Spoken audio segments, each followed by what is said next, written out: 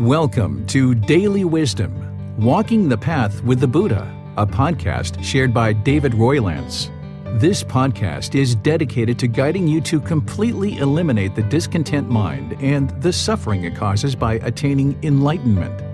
Learn and practice the teachings of Gotama Buddha that will guide you to fully attain a peaceful, calm, serene, and content mind with joy. To support this podcast, visit patreon.com/supportbuddha or visit buddhadailywisdom.com, where you will discover a full range of courses, retreats, and online learning resources to assist you on the path to enlightenment. Now, here's our teacher to share more.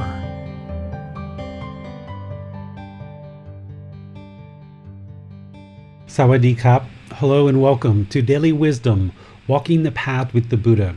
Today is Wednesday, where we do our Breathing Mindfulness Meditation, Loving Kindness Meditation, and then sometimes we teach chanting as well. But today is all about Breathing Mindfulness Meditation, and our next session is going to be Loving Kindness Meditation. So welcome. Really glad that you guys are here to join. I'm not actually going to be teaching or discussing anything about breathing mindfulness meditation unless you guys have questions. What I plan to do is actually just go right into a meditation session, and then when we're finished, whatever questions you guys have about your practice and where you are and how things are developing, and questions that you might have to help you develop further, we can take all of those once we're done with meditation. And while we're actually meditating, just relax, just enjoy the meditation. If you are able to relax the mind and kind of get yourself into a real peaceful state, I'm going to be providing just a little bit of guidance and then just kind of allowing you guys to kind of drift off into meditation, but staying focused on the breath the whole time. Because remember, the goal of breathing mindfulness meditation is to focus on the breath. Any thoughts, ideas, perceptions, or anything from the past or future that comes into the mind, just cut that off and let it go. And wherever you notice that the mind is off that breath, just cut it off and let it go, and bring the mind right back to the breath. And we'll start with some chanting and then finish up with some chanting and then have some questions at the end. So thank you all for joining. If you guys would like to go ahead and get into your meditation position, wherever that is, whether it's on the floor or a chair or a bench or whatever you do when you meditate, just get into that position where the lower body is comfortable and the upper body should be nice and erect. This is where the muscles stay engaged around the spine, and you're able to keep the mind attentive or alert. This allows the mind to stay active during meditation, because you should be a purposeful meditation session. It should be very active, where the mind is actively aware of the breath, and wherever it notices that it's not on the breath, cut that off and let it go and bring it back to the breath. So that's why you need to keep that mind attentive and alert. The hands and the arms, the Buddha placed his right hand over his left with his thumbs together, and then he put that in his lap. But you can really put your hands wherever you like. You can put palms on the thighs or on the knees or on the armrest of a chair if you're in a chair. Totally up to you. By the time you get into meditation, your upper body should be erect and everything else should just be relaxed. So close the eyes and just start breathing in through the nose and out through the nose. Just take some nice natural breaths. Breathing in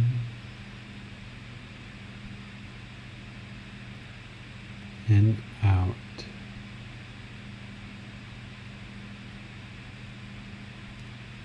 Breathing in and out. Your breath doesn't need to match up to the guidance that I'm giving you. This is just a reminder for you to breathe in through the nose and out through the nose. You should be focusing the mind on the breath, either the sound or the sensation of the air entering into the nose. Nice, steady, consistent, full breath experiencing the full breath on the inhale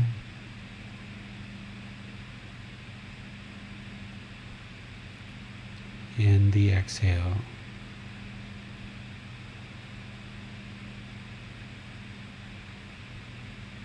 Breathing in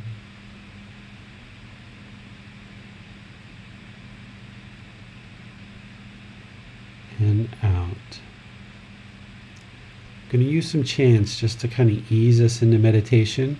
You're welcome to join in the chanting for those of you guys that are practicing your chanting. And I'll be back with some more guidance. Arahang Samma Sambuddho Bhagava Bhutang Bhagavanang Abhivateyami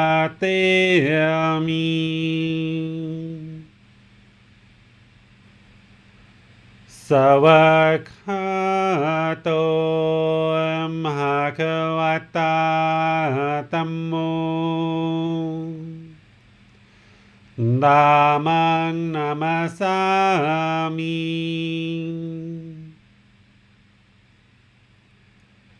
Supatipano Bhagavato Savakasangho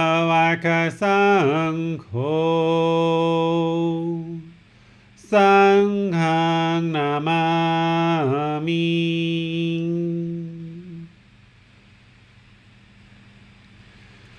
Namo Tassa Bhagavato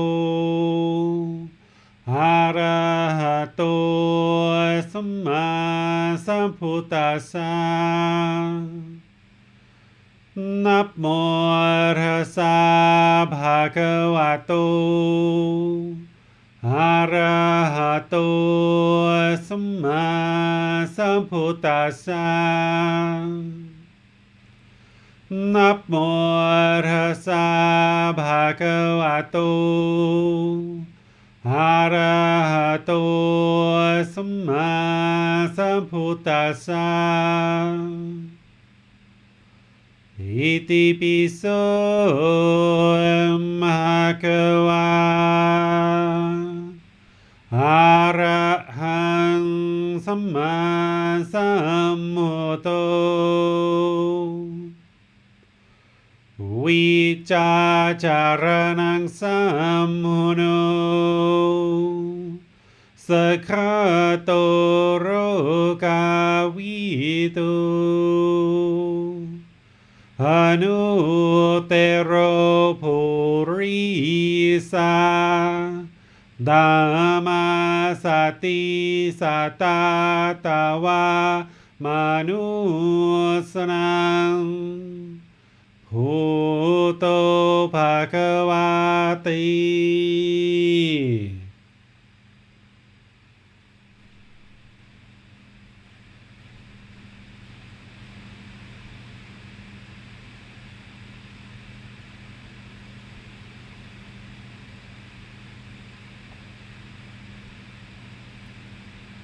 Should be breathing in through the nose and out through the nose. The breath is the present moment. Fixating the mind on the breath trains the mind to come into the present moment. Breathing in and out.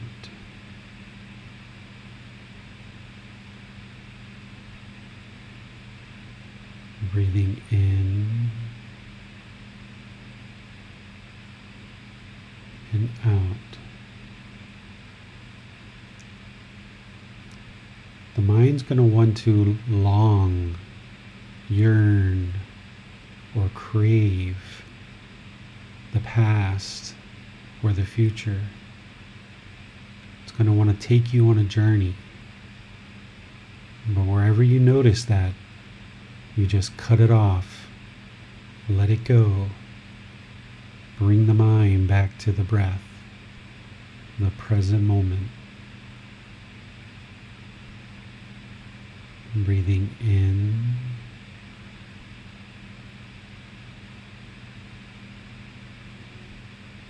and out.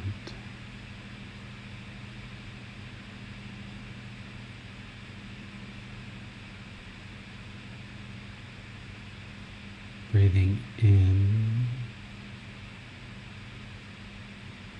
and out. The mind is holding on to thoughts, ideas, perceptions, wherever they arise. When you notice the mind is not on the breath, cut that off, let it go. Bring the mind back to the breath, the present moment.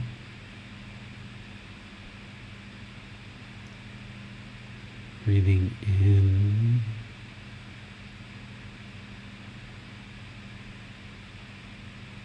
and out.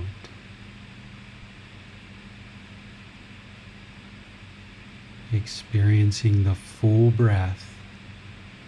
Breathe in.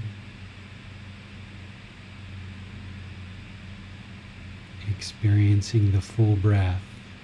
Breathe out.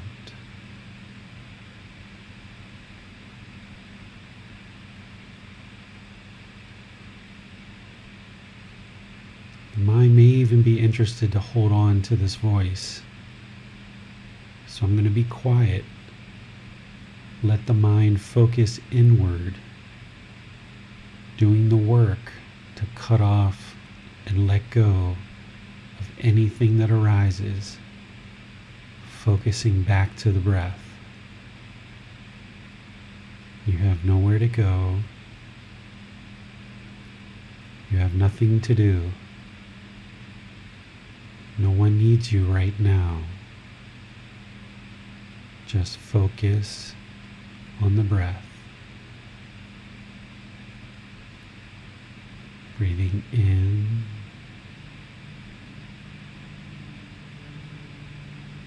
and out.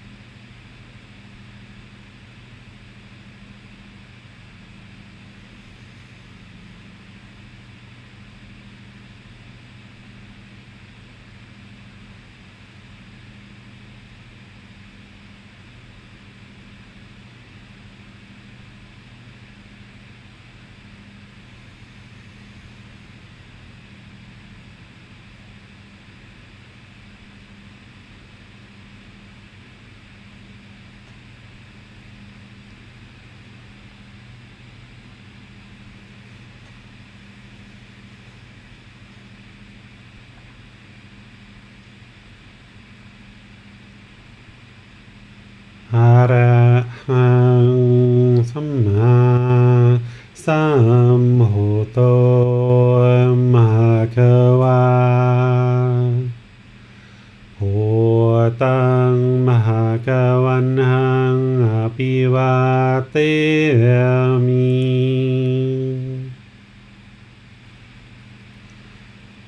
สวากขาโตมหะคะวะตาธัมโมธัมมังนามาสามิ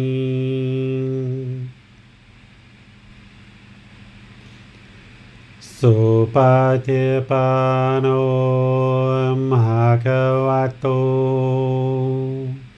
สาวกสังโฆสังฆังนามามิ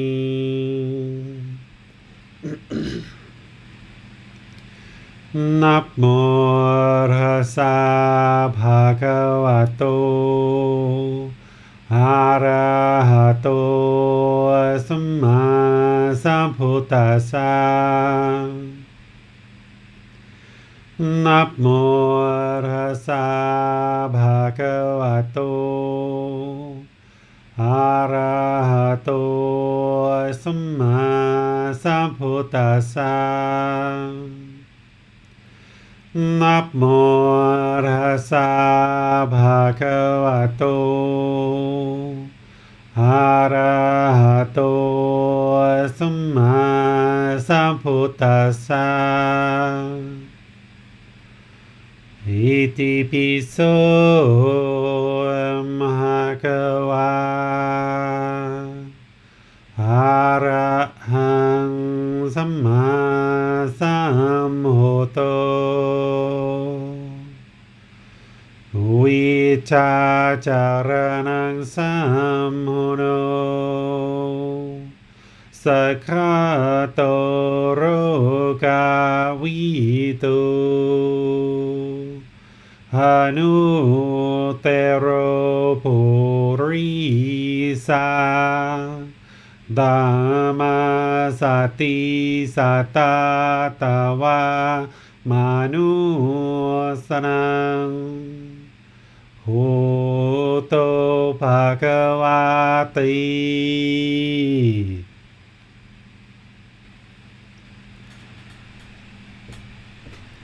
Okay, if you guys would like to ease your way out of meditation,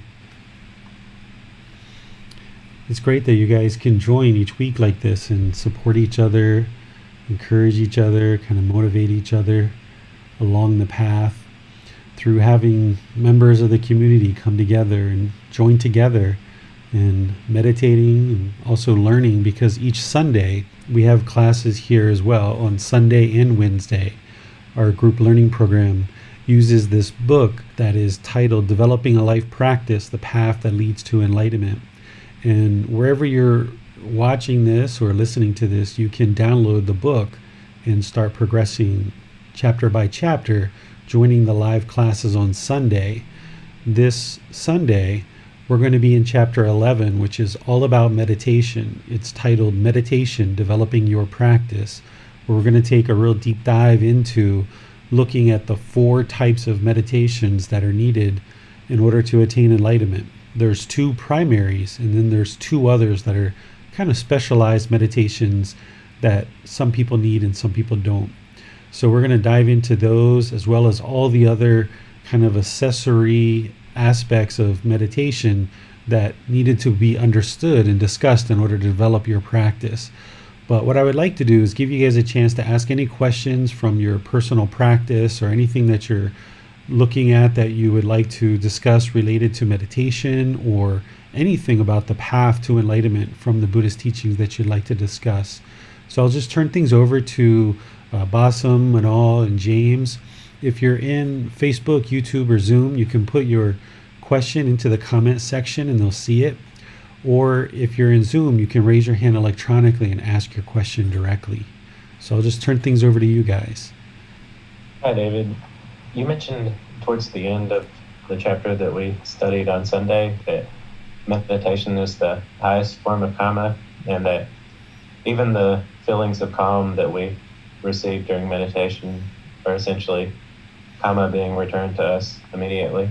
I was wondering if you could just perhaps describe and expand on that a bit more about the relationship between karma and meditation.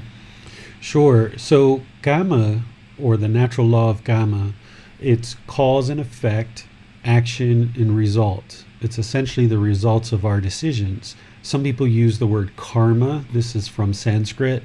In the Pali language, which is the original source of the Buddhist teachings, the word kamma is used, K-A-M-M-A. And what this basically is it's just cause and effect, action, result, the result of our decisions.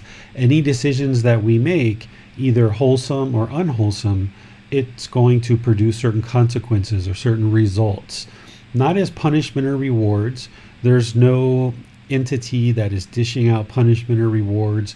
There's no black cloud or sunshine that's following us around and executing certain things in our life. It's just that based on the certain decisions that we make, there's going to be either lots of wholesome results that transpire because of those decisions, or we're going to experience unwholesome results. And the challenge that unenlightened beings are facing in the world is that we don't understand the natural law of karma as an unenlightened being. And because we don't understand all those wholesome decisions that would take us in a wholesome direction and produce wholesome results, even with the best intentions that we might have as we've grown up and as we may try to have very wholesome intentions, without having a deep understanding of this natural law, your decisions are going to be tainted with unwholesomeness. And this unwholesomeness comes from the three unwholesome roots of craving, anger, and ignorance. And because of the craving, anger, and ignorance that we have in the unenlightened state, then our decisions are tainted with that or polluted with that. And that is why we struggle through this life and having challenges of things that are transpiring in our life that we don't understand, or things happen and we don't know how to respond to it, how to relate to it. We just react out of craving, anger, and ignorance. So through learning the Buddhist teachings and training the mind, we awaken to this enlightened mental state where the mind has deeper and deeper amounts of wisdom, because we understand this natural law of karma, of cause and effect, of action and result. We understand the decisions that we should make and produce wholesome outcomes. So we use this wisdom to make wiser and wiser decisions. They're still free will decisions. We still make decisions just like we always have through free will, but we have more wisdom in which to make those decisions and produce those decisions. And that wisdom is about this natural law of karma and what produces wholesome results. One of the things that you learn as part of the natural law of karma is this eightfold path, and understanding all the 8 steps that would improve your wholesome decisions. Things like right view, right intention, right speech, right action, right livelihood, right effort, right mindfulness, right concentration. And part of right concentration is training the mind to be concentrated or focused, training it to have clarity of mind. And through using meditation, you are ultimately training the mind to develop right concentration, but you're also cultivating all the other factors on the path, because right view is all about accepting responsibility for your own feelings and understanding the Four Noble Truths, that we cause our own discontentedness, therefore that we can eliminate it. So if someone's meditating, then they recognize on a certain level that they're the ones that are causing the discontent feelings in the mind. At that point, when you're meditating, you're practicing right view, because you realize your mind's the problem and you've got to fix it. Now, you might go outside and blame other people for your anger, but at least when you're meditating, to a certain degree, you are acknowledging and practicing right view. Right intention is all about harmlessness and training the mind to let go and eliminate the ill will in the mind. That's right intention or right thought or right thinking. Right speech is using those 5 factors of well-spoken speech, which during meditation, you're not speaking at all, but you would need to learn how to practice the 5 factors in order to practice right speech. Right action is all about harm in our bodily actions. When we're meditating, we're not causing any harm whatsoever with our bodily actions because we're just sitting still. We're not, or laying or standing or walking. So there's no harm that's coming through our bodily actions during the time that we're meditating. Our livelihood is our livelihood, whatever we choose to sustain our life and our life activities. Right effort is all about training the mind to cut off unwholesome thoughts and arise wholesome things. So during breathing mindfulness meditation, you're taking the effort to cut off the unwholesome root of craving, desire, attachment, so that when the mind goes to the past or the future or have thoughts, ideas, perceptions, you're training the mind, you're cutting it off and letting it go. And you're arising the wholesome quality of mindfulness or awareness of mind, because during meditation, you need to develop awareness of where the mind is. Is it on the breath or not? Is it arising certain feelings or thoughts or not? So you're taking the right effort during meditation to cut off any unwholesome qualities and arise wholesome qualities of mindfulness and concentration.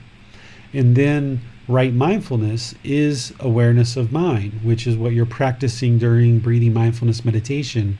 And you're developing that more and more during meditation, so that outside of meditation in your daily life, you'll have more and more awareness of the mind, because you've trained on that during meditation 2 or 3 times a day. You're training to have awareness of the mind, so that in daily life, as things are happening, you just have utter awareness of mind. And then right concentration, which is meditation, but it's also a byproduct of practicing all the other factors on the path. By practicing all these factors, including meditation, then you develop this more concentrated mind.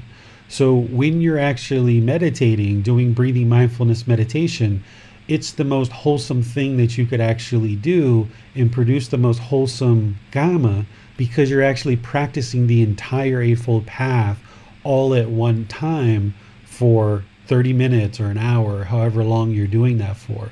And you're doing that 2 or 3 times a day. So you're creating more and more space in your life for this entire Eightfold Path to be practiced all at one time.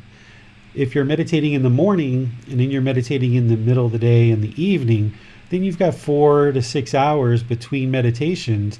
And now you just need to train the mind to practice all these 8 factors during all the other parts of your life. So by practicing meditation while you're actually doing it, it's producing lots and lots of wholesome Gotama. And that's why you experience that calmness and that peacefulness at the end of your meditation. You get more concentration.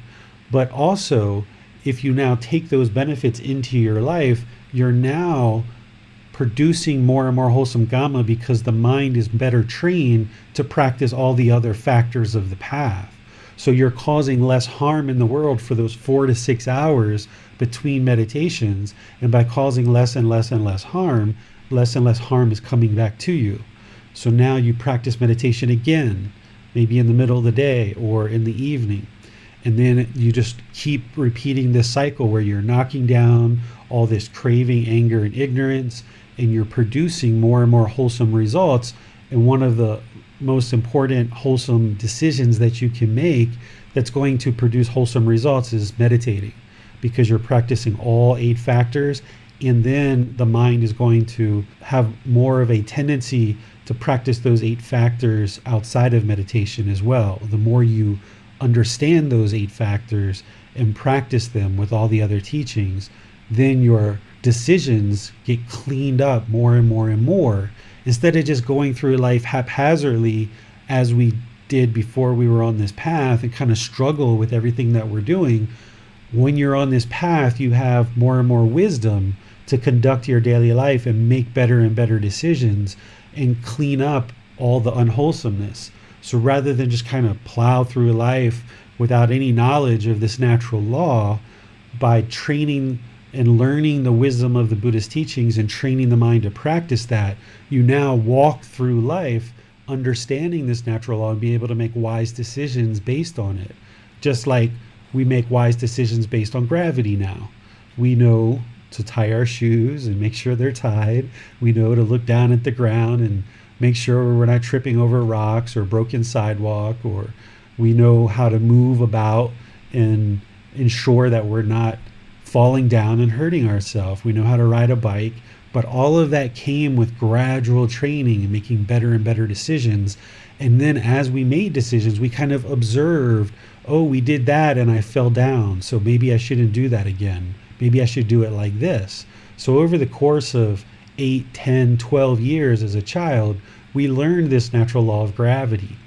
But this natural law of karma, you have to take active steps learning the Buddha's teachings and training on all of these 8 factors of the Eightfold Path and all the other teachings, including training the mind with meditation. And as you do, the mind becomes more and more wise, and you can just make wiser and wiser choices. And you'll see that the condition of the mind and the condition of your life will improve, because it's a real struggle to live in the world that you don't understand. You know, when we're just going through life not understanding how to make decisions, we don't know if we're making the right decision or not. So we're kind of wavering. The mind is unstable, and we make a decision and we think it's the best decision, but then something happens back. It's like, whoa, like, where did that come from? Had no idea that was going to happen. But when you have this wisdom and you have a focused and concentrated mind and you make wiser and wiser decisions, then every single decision you're putting out in the world is producing wholesome results. And you just kind of have to go through a very elongated period of time where you're learning, you're reflecting, you're practicing, and you're training the mind more and more to be able to have this wisdom to make wiser and wiser choices. And one of those wise choices is to meditate each day. And when you meditate, you'll see the improvement. But this path to enlightenment isn't just meditation. There's a lot more to it, but that's definitely a big component to it. And as you do, you'll get better and better results during your meditation and then outside of meditation as well. The less and less amount of harm that we're causing, the less and less unwholesome results that we have to deal with. So that's why meditation is the highest quality of wholesome karma that you could ever produce. So I suppose that sense of calm we may feel during meditation is a bit of a preview of what we can expect if we have our life in such a way that we're practicing the Eightfold Path on a daily basis, that we're going to have that calm and still mind.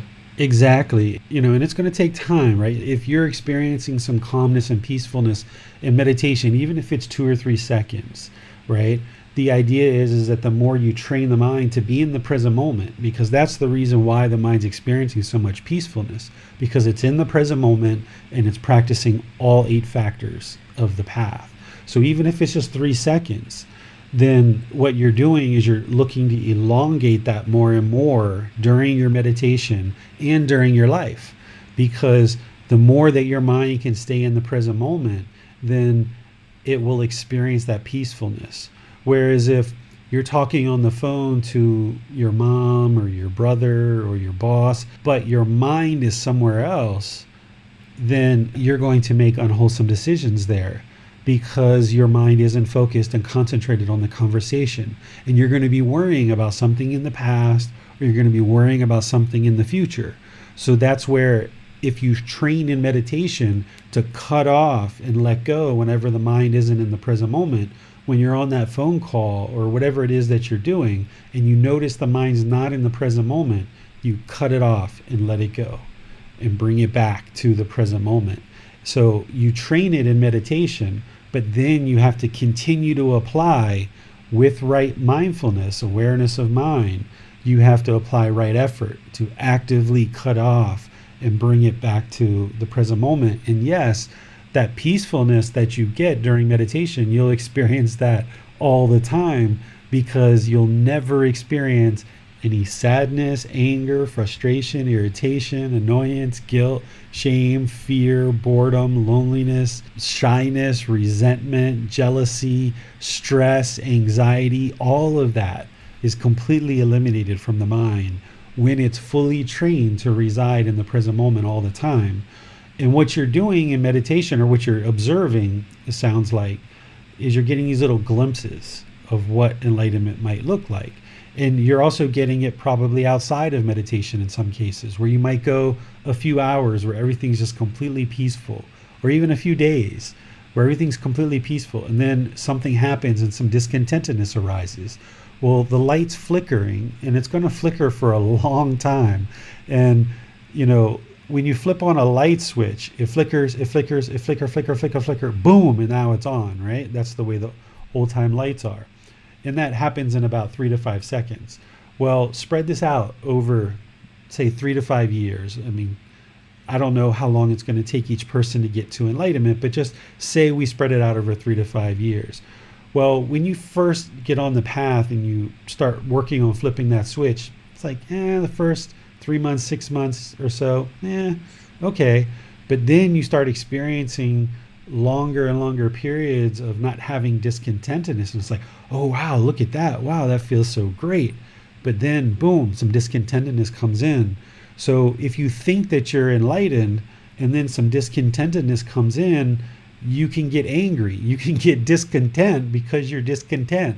So it's better to just never consider yourself enlightened and just observe those peaceful periods where you're getting those glimpses, whether it's in meditation or outside, and know that that's what it feels like to attain enlightenment. And think of it as maybe like a temporary enlightenment. And then just work on maintaining that for longer and longer periods of time. By the time you get to like the second, third stage of enlightenment, before you actually get to the fourth stage, when you're in that third stage of enlightenment, you might actually get 6 months or a year of complete peace and tranquility of mind, and then boom, something happens. But at that point, you'll be able to deal with it and cut it off and let it go in a matter of hours, and maybe even a matter of minutes, as opposed to where in the past it might have taken you weeks to get over something. But even in that third stage of enlightenment, you're still going to be experiencing discontentedness. So anybody who is experiencing the craving or desire to attain enlightenment right now, and the mind gets discontent because it's discontent, you're craving enlightenment, you're craving a peaceful mind, and you've got to get to the point where you just know you're walking in the right direction and just allow things to continue to progress, keep learning, keep improving your wisdom, keep meditating, keep applying these teachings more and more, and just gradually the mind wakes up. Just like in the morning when you gradually wake up, slowly waking up from a sleep, the mind is doing the same thing, but it's just elongated over multiple years. Thank you, David. Holly has her hand raised, so let's go to her now. Hi, I just have a clarification question on when you said the time period will go where you don't have discontentedness, and then that expands longer and longer, 6 months or a year, and then suddenly something happens. When you say that, does that mean that something happens that causes discontentedness? Or does that mean that 6 months where just nothing out of the ordinary happens in life, is just kind of even keel, or random things still happen, it just doesn't bother you? Random things doesn't affect the mind. Yeah, random things are still going to happen because of impermanence, but the mind will have been trained. By the time you're into that second and third stage of enlightenment, you will have eliminated a large majority of your craving, desire, attachments. So you will have eliminated the vast majority of them. But the conditions just didn't exist where a certain craving or desire arose that you became aware of. And it's kind of like some dust in the corner. So there's like some dust in the corner of the mind, and you just weren't aware of this particular craving, desire, attachment, and you might have gone 6 months or a year without experiencing any discontentedness, and then boom, something happens. It's like, oh wow. But by the time you're in the second or third stage of enlightenment, you know exactly why it happened. It's because of craving, desire, attachment. And by that time, you're, okay, where's my craving? Where's my desire? You've eliminated so many attachments by that point that you're just feeling kind of ickiness. You're not going to feel intense rage or anger, by the time you're in the second or third stage of enlightenment, but you might feel kind of like an uncomfortableness, an unsatisfactoriness kind of internally. And externally, people probably won't even know that you're discontent at that point, because you will have such control over your mind, but you'll just feel this bit of ickiness inside. And you'll look immediately, what was it that caused this? Because you know it was a craving, desire, attachment of yours somewhere in the mind. And then when you identify it, by that time, you will have already eliminated so many craving, desire, attachments that you can just jump right on top of it. And that's why it only lasts a matter of minutes or maybe hours that you'll be able to let it go by that point. I have a follow-up question for that too. If someone is approaching the stages of enlightenment and just in general life stuff happens and it's not upsetting or it's not creating discontentedness, but it's just a feeling, like you said, like a feeling of ickiness. But like, do you think that as someone is on this path and progressing further and further into the path, the decisions of life might be, because they're making better decisions, it might present fewer opportunities for things to go wrong? Yes. I guess is what I'm trying to say. Absolutely. Okay. And that's where there's the slow degrading, if you want to talk about it like fires, the three fires, they're kind of being extinguished, and everything looks pretty ashy, You don't see any smoke anywhere, right? And then like it can be like that for 6 months or a year, and then all of a sudden, whoa, there's still a smoldering little ember in there. Look at that. Let me put some water on that and knock it out. But you've already knocked down the fire so significantly over the course of many years that you know exactly how to do that. But yes, there's less and less opportunities because your mind is better and better trained, so the situations just don't exist for you to experience the attachment flare up. And this is one of the things I was talking to a student about recently, is that I think of it like wringing out a rag. Like once you go like 3 months, 6 months, a year without any discontentedness, you should almost be like on the lookout for situations you can put the mind into to test it and just see if it's truly enlightened. Because 6 months to a year of no discontentedness, you're getting pretty close to enlightenment at that point. You still aren't interested in convincing yourself that you are enlightened, but you should be looking at that point of, okay, I haven't experienced any anger, any sadness, any frustration, any irritation, not even an annoyance, not even the slightest little anything for 6 months or a year.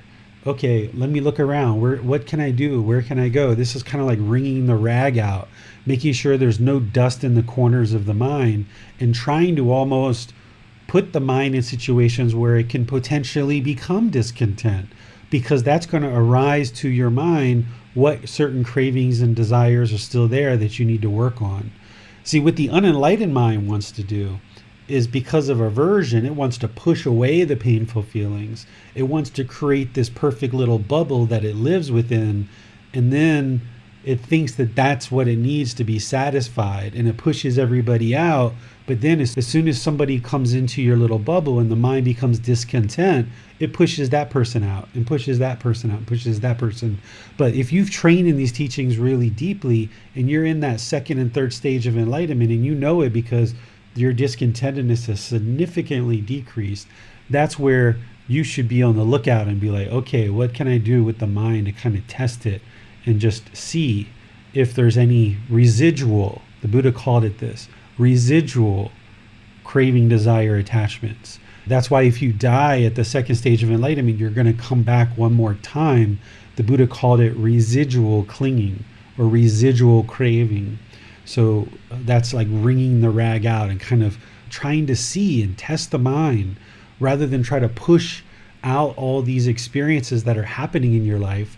As something happens and you notice discontentedness, instead of walking away from it, actually turn around, face it, and walk towards it, and create a situation where the mind has to get more comfortable.